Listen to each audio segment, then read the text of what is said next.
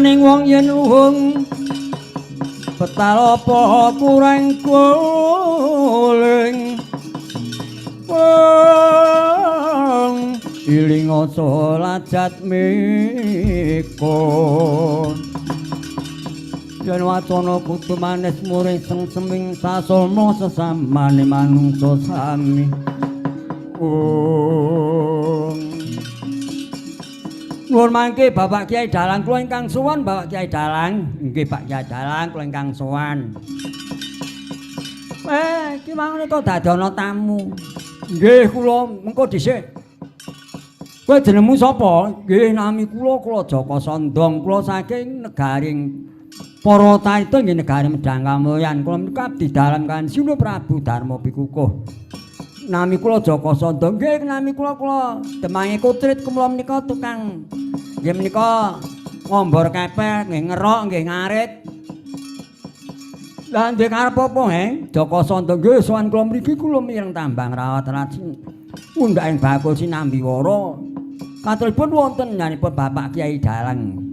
Ingkang nembe barang jantur. Lah kula dipun dawuhan Sinun Prabu Darma Pikukuh kadahan sepados-pados dalang pengruatan awit Sinun Prabu Darma Pikukuh badhe ngawontenaken nggih menika upacara taruwatan agung.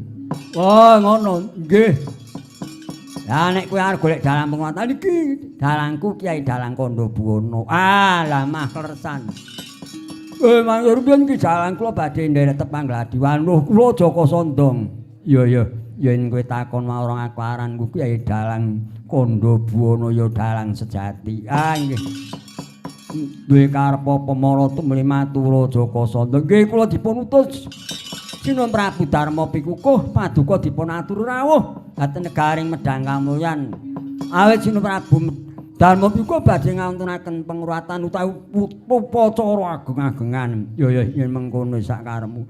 Lah kinten tanggapanipun pinten? Wis kowe ora perlu takon tanggapan. Dalang pengruatan ku ora kena dinang, sak unine dalang ku dinut. Wah, mengko gek kathah ora.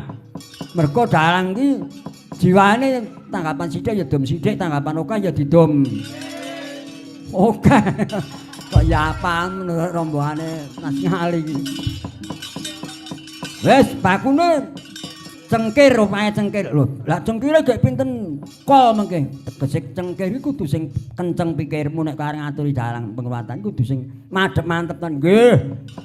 Lah ngono sajenipun terus ya wis udah semlang sajene wis kok tak taruh tak wene engko diatur kene kono. Nggih nek ngoten monggo kula dhakaken tindak dan negaring Medang. Ya nang aku dudu negara Medang Kamulyan. Monggo Kyai Dalang.